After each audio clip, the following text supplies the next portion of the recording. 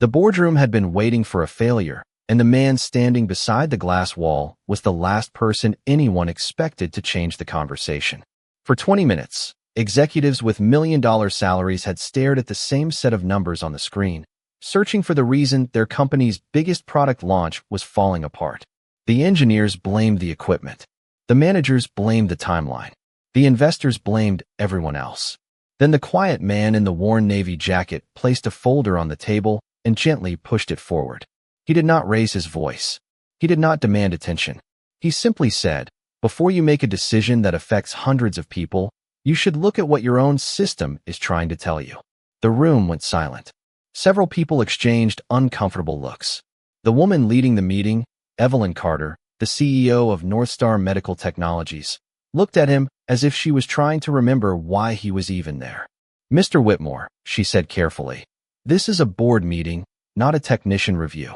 The man nodded once. "I know." He glanced down at the visitor badge hanging from his jacket. "I came here for the maintenance position." That sentence made the room even quieter, because everyone understood the same thing at once. The person they had barely noticed during the hiring process was now questioning a decision made by some of the smartest people in the company. Caleb Whitmore had not walked into that building expecting respect. He had walked in hoping for a chance to pay the bills, a chance to keep the lights on at home, a chance to make sure his 8-year-old daughter Naomi never had to wonder if tomorrow's dinner would be there. But now he was standing in a room where people measured value by titles, degrees, and expensive suits, and he was holding a piece of information that nobody else had found. Evelyn folded her arms. "And you believe you understand this problem better than the people who designed the system?" Caleb looked at the large screen behind her. He looked at the production numbers, the maintenance records, and the tiny pattern hidden between dozens of pages of data. Then he looked back at her. "No," he answered calmly. "I believe the person who built this system would recognize when it stopped behaving the way it was designed to behave." A few people leaned forward. A few smiled, certain they were about to watch an overconfident applicant embarrass himself. Caleb noticed the reactions, but he did not react back. He had learned long ago that proving yourself to people who had already decided who you were was usually a waste of energy. His only concern was the small photo inside his wallet, the one of Naomi holding a handmade sign from her school science fair that said, "My dad can fix anything." He had promised her that morning he would try his best at the interview. He never promised he would become the center of attention. But as the board members looked at the folder he had placed on the table, one question slowly began moving through the room. How did a single father applying for a maintenance job discover something that a team of experts had missed? And what exactly had Caleb Whitmore done before he became the man nobody noticed? The question stayed in the room long after Caleb Whitmore finished speaking. Nobody asked him to leave, but nobody invited him closer either. That strange silence followed him as he stepped out of the boardroom and into the hallway, carrying the same worn folder he had brought with him that morning. The folder looked ordinary. The edges were bent. The paper inside had been handled so many times that the corners had softened. To everyone else, it looked like the paperwork of a man trying to get hired. But Caleb held it carefully, almost like it contained something more valuable than money. 3 days earlier, before anyone in that building knew his name, Caleb had been sitting at his kitchen table with a cup of coffee that had already gone cold. The apartment was quiet except for the sound of a pencil moving across paper. Naomi sat beside him working on her homework, occasionally looking over to make sure her father was still there. She had learned not to interrupt him when he was filling out applications because she knew what those forms meant. They meant hope. They meant another chance. "Do you think they will pick you this time?" Naomi asked while coloring the corner of her notebook. Caleb smiled and looked at the little drawing she had made of their family. "I think I just need one person to see what I can do." But what Naomi did not know was that Caleb had already heard no many times. Some companies said he was overqualified. Others said his recent work history did not match their needs. A few simply stopped responding after seeing that his last major engineering position had ended years ago. Nobody asked why. Nobody asked what happened between the talented engineer he once was and the father applying for maintenance jobs now. They only saw the empty space on the resume. The space was not empty to Caleb. It was filled with nights spent helping Naomi recover from losing her mother, mornings making breakfast before school, and years choosing stability over ambition. When Caleb arrived at Northstar Medical Technologies for the interview, He expected questions about repairs, schedules, and equipment. He did not expect to notice the sound. As he waited near the lobby, he heard a faint vibration coming from behind the wall. Most people would have ignored it. Caleb did not. He tilted his head slightly, the same way he used to when checking machines before a failure happened. The receptionist noticed and asked if something was wrong. Caleb simply smiled and said, "I am not sure yet." That answer stayed with her. Why was a maintenance applicant studying a building like he had designed it? During the interview, Caleb tried to stay focused on the job he wanted. He answered questions about teamwork, reliability, and problem solving. But when he noticed a chart on the wall showing production delays, something bothered him. The numbers did not tell the same story the executives believed. There was a pattern hidden between the mistakes, a small detail that connected everything. Caleb almost said nothing. He needed the job. He knew one wrong comment could end his opportunity. But then he remembered Naomi asking him that morning if he would always tell the truth when something mattered. So he spoke. Now, standing outside the boardroom, Caleb watched executives whisper. Through the glass, they were not angry anymore. They were curious. But curiosity could be dangerous when powerful people realized someone had seen what they missed. Then Evelyn Carter walked toward him holding his folder. She looked at the first page, then at Caleb. "Where did you learn to analyze systems like this?" she asked. Caleb looked at the folder in her hand, knowing the answer would change everything. Because the truth was not written on his resume. It was hidden in the part of his life he had spent years trying to leave behind. The moment Evelyn Carter asked where Caleb Whitmore learned to analyze systems like that, he knew the answer could cost him the opportunity he had spent weeks searching for. He looked through the glass wall toward the boardroom where executives were still studying the documents he had left behind. Then he looked at the clock on his phone. For a second, he said nothing. Because the truth about his past was not just a professional story. It was connected to the reason he had walked away from that world in the first place. "I learned it from experience," Caleb finally said. Evelyn waited for more, but he did not continue. That surprised her. Most people who had achieved something impressive wanted the world to know. Caleb seemed almost uncomfortable with attention. Before she could ask another question, a young engineer rushed out of the conference room, carrying a tablet. "The production floor needs someone right now," he said. "The machine issue is getting worse, and the team is trying another reset." Evelyn turned toward the hallway. Another reset? Caleb looked at the tablet screen from a distance. His expression changed slightly. Not fear. Not excitement. Recognition. "They should not restart it again," he said. Everyone stopped. The engineer frowned. "Why?" Caleb hesitated. This was the choice he had been trying to avoid. If he stayed quiet, he might get the maintenance job. If he spoke, he might look like someone trying to prove he was smarter than everyone else. But then he thought about the workers on the floor. People who were only trying to do their jobs. He remembered something his daughter Naomi once told him while watching him repair a broken lamp at home. "Dad, you always help things before they break completely." Caleb took a breath. Because the problem is not the machine. It is the way the system is responding to the machine. Evelyn studied him carefully. She had spent years meeting talented people, and she knew confidence could sometimes look exactly like arrogance. But Caleb was different. He was not trying to win the room. He was trying to prevent a mistake. "Show us," she said. The group walked toward the production area. Employees looked up as the CEO entered with a man wearing a simple jacket and an old leather watch. Nobody knew who he was. Nobody understood why she was listening to him. Caleb stopped beside one of the monitoring panels. He did not touch anything immediately. He watched the numbers. He listened to the sound of the equipment. He asked the technician 3 simple questions that seemed unrelated. The technician answered, then suddenly stopped. "Wait," the technician whispered. "How did you know that?" Caleb looked at him. "Because that is where the pattern starts." Evelyn noticed something unusual. The employees who had barely looked at Caleb moments earlier were now watching him with respect. But she still had questions.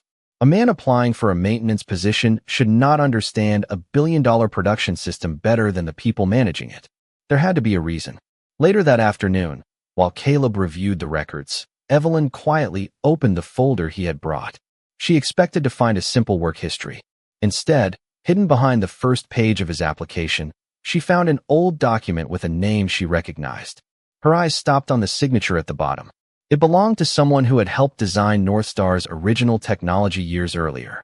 And beneath that signature was a name she never expected to see again, Caleb Whitmore. The name on the old document changed everything.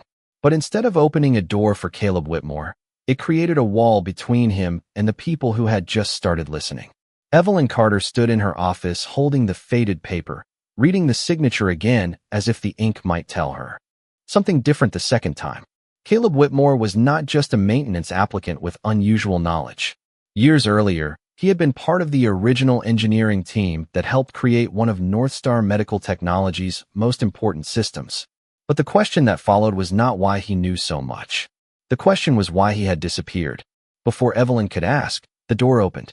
Richard Hale, the company's chief operations officer, stepped inside with a serious expression and a stack of reports in his hand. "I heard we have a former engineer making decisions on the production floor now," he said. His eyes moved toward Caleb. "Is that correct?" The room changed instantly. The curiosity disappeared. Now there was caution. Richard was not angry because Caleb had helped. He was concerned because someone without a current position had stepped into a problem involving a major company deadline. "We have investors watching this launch," Richard continued. "We cannot allow personal opinions to replace official procedures." Caleb listened quietly. He understood exactly what was happening. The same thing that had happened throughout his career was happening again. People were no longer looking at his solution. They were looking at whether they believed he belonged in the room. Evelyn noticed the difference between Richard and Caleb. One man was protecting his authority. The other was protecting the people working below him. But she still had a responsibility to the company. "Caleb," she said, "why did you never mention this experience during your interview?" He looked down at the folder on the desk. "Because I was not applying for that job." That answer surprised her. "Then what were you applying for?" Caleb paused. "A chance to work. A chance to come home every night and tell my daughter I did something useful." The simplicity of his answer made the room uncomfortable. Richard looked away first. But before anyone could respond, another problem appeared. A technician from the production floor entered carrying a small damaged component sealed inside a clear evidence bag. "We found this during inspection," the technician said. "It was replaced 6 months ago, but the replacement part does not match the original specifications." Everyone looked at the part. Caleb did not touch it. He only studied the label. His expression became serious. "Who approved this change?" "Nobody," answered immediately. That silence was its own answer. Evelyn realized the issue was bigger than a machine malfunction. Someone had changed a critical component without following the normal review process. Richard quickly stepped forward. "We need to be careful with accusations." Caleb nodded. "I agree." Then he looked at the component again. "That is why I would not accuse anyone." His calm response made Evelyn even more curious. Most people would have rushed to defend themselves or blame someone else. Caleb was doing neither. But then Richard noticed something on the old document in Evelyn's hand. His face changed for only a moment, but Caleb saw it. A small reaction. A recognition. "You know this name?" Caleb asked. Richard immediately looked away. "No." The answer came too quickly. And for the first time since Caleb entered Northstar, he realized his past was not the only secret in that building.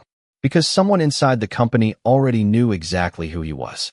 And they had been hoping he would never come back. The component sitting inside the clear evidence bag was small enough to fit in Caleb Whitmore's hand, but everyone in Evelyn Carter's office understood that it carried a much larger question. Who had approved the change, and why had nobody noticed it before now? Caleb stood quietly near the window while the executives debated what to do next. He watched their faces instead of their words. The hesitation. The careful answers. The way certain people avoided looking directly at the evidence. Those details told him more than any report could. Evelyn noticed him watching. "You already know something, don't you?" she asked. Caleb looked back at the component. "I know something does not add up." It was not the answer she wanted, but it was the answer she trusted. For years, Evelyn had worked with people who always had a perfect explanation ready. Caleb seemed different. He was more interested in finding the truth than protecting his image. But there was still a question she could not ignore. Why would someone with his experience return to the same company where he once worked, only to apply for the lowest position available? Later that evening, Evelyn asked Caleb to review the maintenance records privately. She expected him to search for technical mistakes. Instead, she watched him carefully compare dates, signatures, and small changes buried inside hundreds of pages of reports. After nearly an hour, Caleb stopped at one document. It was a routine approval form from 6 months earlier. Nothing unusual at first glance. But Caleb noticed something others had missed. The signature was correct. The employee number was correct. Even the department code matched. The only problem was the timing. This approval happened after the replacement was already installed, Caleb said. Evelyn looked closer. Her expression changed. Meaning, Caleb placed the paper down. Meaning someone documented a decision that had already been made. The room became quiet again. A simple maintenance issue was beginning to look like something much more complicated. But Caleb did not celebrate the discovery. He closed the folder and asked Evelyn a question she did not expect. How many employees could lose their jobs if this becomes public before you know the full story? That question stopped her. Because Caleb was not thinking about protecting the company first. He was thinking about protecting the people inside it. The next morning, Evelyn arrived early and found Caleb already there. He was not in the executive offices. He was on the production floor, speaking with workers who had been blamed for delays they did not create. He listened to them one by one. He asked about their routines, their concerns, the small things managers rarely noticed. One employee mentioned a strange instruction change from months earlier. Another remembered a meeting where a technician was told not to question a new supplier. Each detail opened another door. Then one worker quietly handed Caleb an old maintenance notebook. I kept this because something felt wrong, the employee said. Inside were handwritten notes from the original engineering team. Caleb turned the pages slowly. His expression changed when he saw a familiar symbol drawn in the corner. It was not just a company mark. It was a signature used by the engineer who trained him years ago. Evelyn saw his reaction. Caleb, what is that? She asked. He looked at the page for several seconds before answering. It means the person who started this problem knew exactly what they were changing. Then his phone rang. Caleb looked at the screen and froze. The number was from someone he had not heard from in over a decade.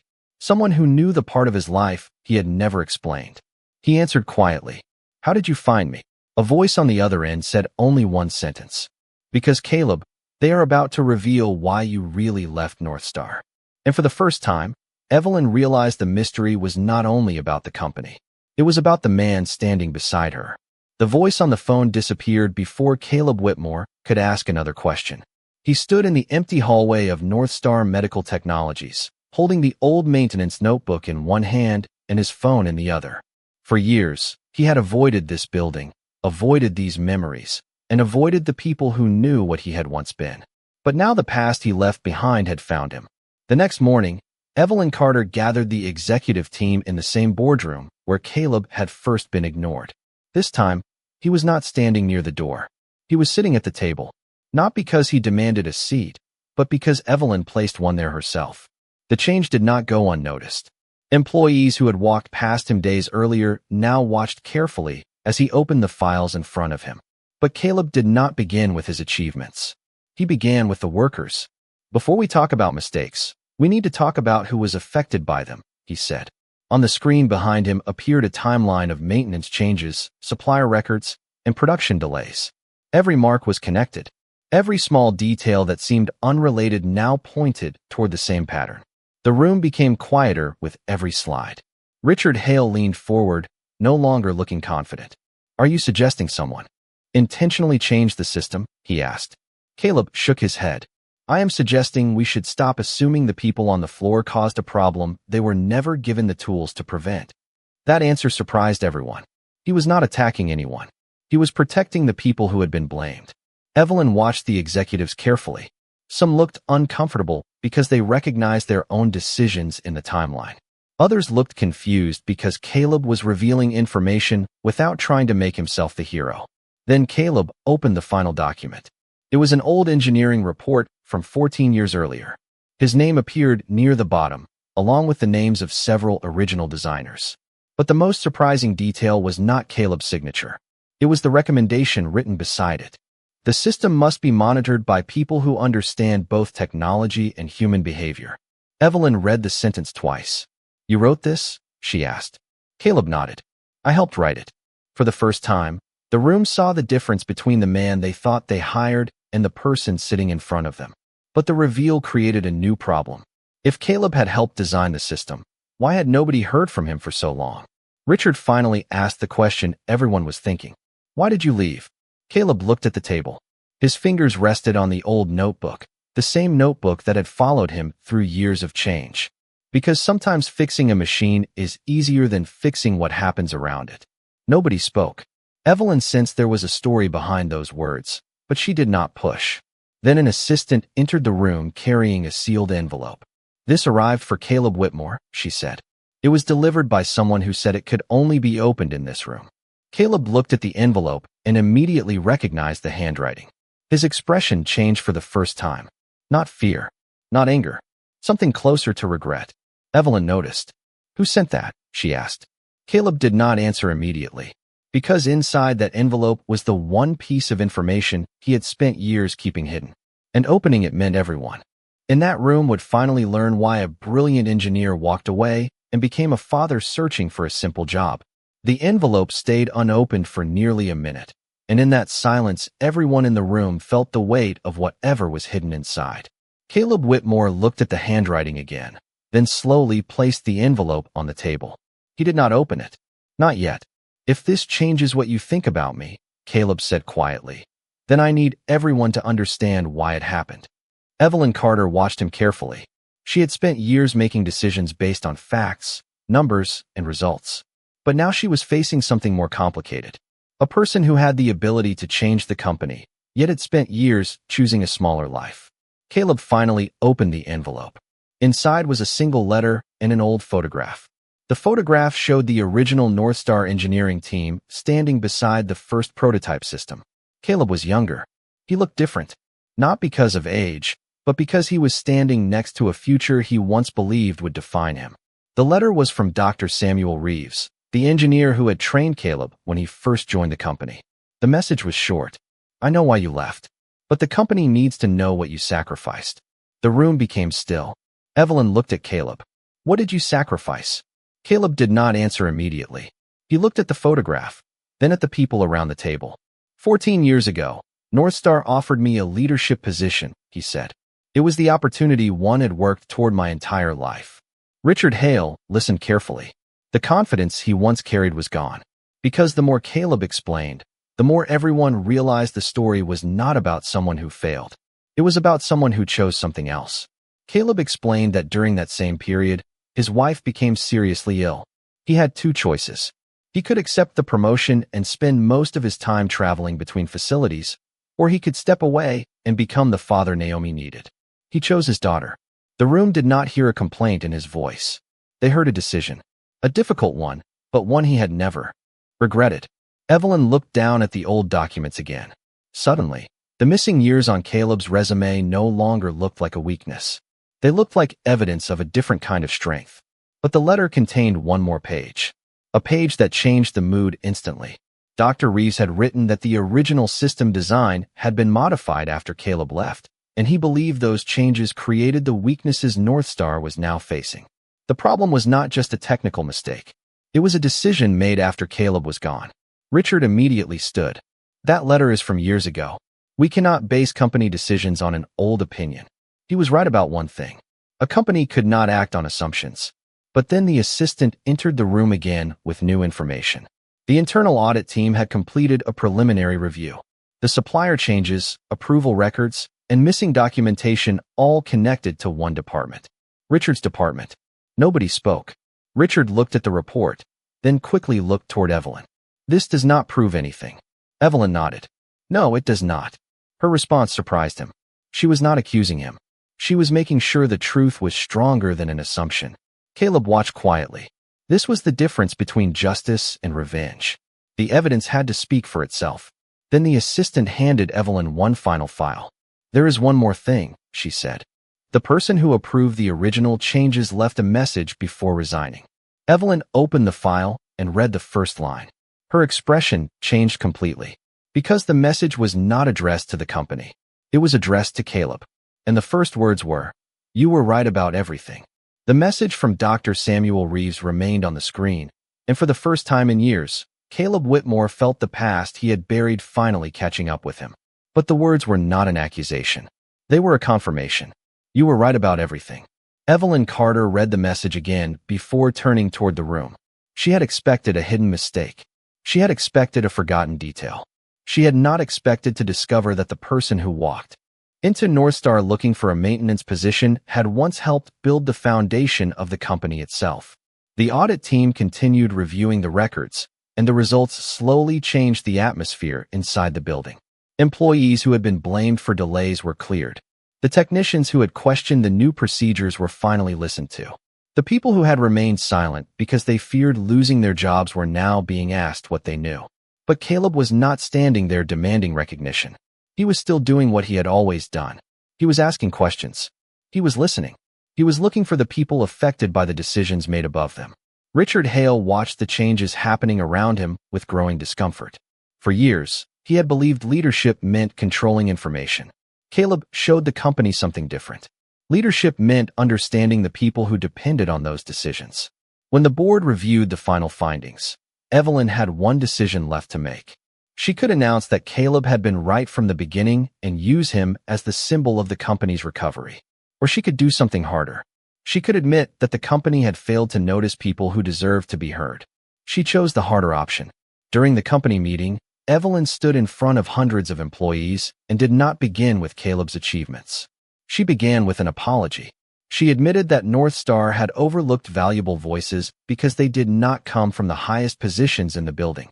The room stayed quiet as she continued. Then she called Caleb forward.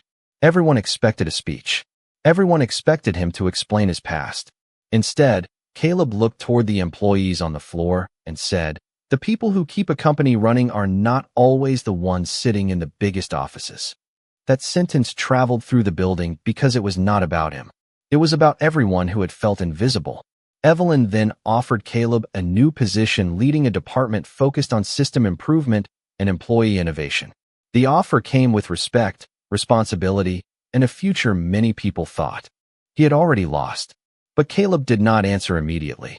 The room waited, because everyone wanted to know if he would finally return to the world he left behind. Caleb thought about Naomi waiting at home. He thought about the mornings making breakfast, the school events, and the years when he chose presence over recognition. "I will accept," he said, "but only if this role allows me to keep being the father my daughter needs." For a moment, nobody spoke. Then Evelyn smiled. "That is exactly the kind of person this company needs." The story that began with a job application had become something much larger. But later that evening, when Caleb returned home, Naomi noticed something different about him. Not his clothes, not his expression, something quieter. She looked at the folder in his hand and asked, "Did they finally see what you can do?" Caleb smiled and sat beside her. They saw something more important. Naomi looked curious. "What?" Caleb opened the old folder and placed the photograph of the original engineering team beside her drawing from the science fair. Two versions of the same man, years apart. One who built systems. One who built a family. But before he could explain what happened next, Caleb's phone lit up with a message from North Star. There was one final request from the board. They wanted him to return to the place where his journey had first changed. And this time, he would not be going there as an applicant. The next morning, Caleb Whitmore returned to North Star Medical Technologies carrying the same worn folder he had brought on the day he first walked through the doors. The folder looked exactly the same, with the same bent corners and faded edges, but everything around him had changed. The receptionist who once barely looked up from her desk stood and greeted him by name. The technicians on the production floor stopped what they were doing to shake his hand. But Caleb did not walk through the building looking for attention. He walked through it looking for the people whose voices had finally been heard. Before the board meeting began, Caleb stopped beside one of the machines that had started the entire chain of events. He placed his hand on the control panel, not because he needed to prove anything, but because he remembered the small details that others had ignored. The faint vibration, the unusual timing, the warning signs hidden in plain sight. Months earlier, those details had been dismissed as meaningless. Now they represented the difference between a company that reacted too late and one that learned to listen sooner. Evelyn Carter joined him on the production floor. She watched the employees working with a different confidence than before. "You know," she said, "most people would have used what happened here to demand a promotion." Caleb smiled slightly. A promotion was never what I was missing. Evelyn understood then. The thing Caleb had been searching for was never a title. It was the chance to contribute without having to sacrifice the person he had become. Later that day, the board officially announced the creation of a new leadership role focused on improving communication between engineers, managers, and employees. Caleb accepted the position, but he made one request. The first meeting of every month would include workers from every level of the company. Not just executives, not just department heads, everyone. Some people were surprised by the request. Caleb was not trying to build a reputation. He was trying to build a place where another person like him would not have to wait 14 years before someone noticed their value. That evening, Caleb returned home later than usual. Naomi was sitting at the kitchen table with her homework open and the same curious expression she always had when she knew her father had something to tell her. "Did you get the job?" she asked. Caleb placed his old folder beside her drawing from the science fair. The two pieces of paper looked completely different. One represented the career he left behind. The other represented the life he chose. "I got something better," he said. Naomi looked confused. "What is better than a job?" Caleb looked at the drawing she had made months earlier. The words were still there in her careful handwriting. "My dad can fix anything." He tapped the paper gently. "Being somewhere that lets me still be your dad." Naomi smiled and leaned against him. She did not fully understand the meetings, the reports, or why important people suddenly knew his name. She only understood that her father came home happy. A few weeks later, Caleb received one final package from North Star. Inside was the original photograph of the engineering team from 14 years earlier, restored and framed. On the back was a note from Evelyn. It said, "The company remembers what you built. Your daughter reminds you why you built it." Caleb placed the photograph in his home office, not above his desk, but beside Naomi's artwork. Because both represented the same truth. One showed what he could create with his mind. The other showed what he protected with his heart. And every morning after that, before leaving for work, Caleb still made breakfast for his daughter, still checked her backpack, and still listened to the small stories that mattered more than any boardroom decision. The world finally recognized what he could do, but the greatest success of Caleb Whitmore's life had never been about being seen by everyone. It was about making sure the one person who mattered most always knew she was loved. Thank you for watching until the end of the video.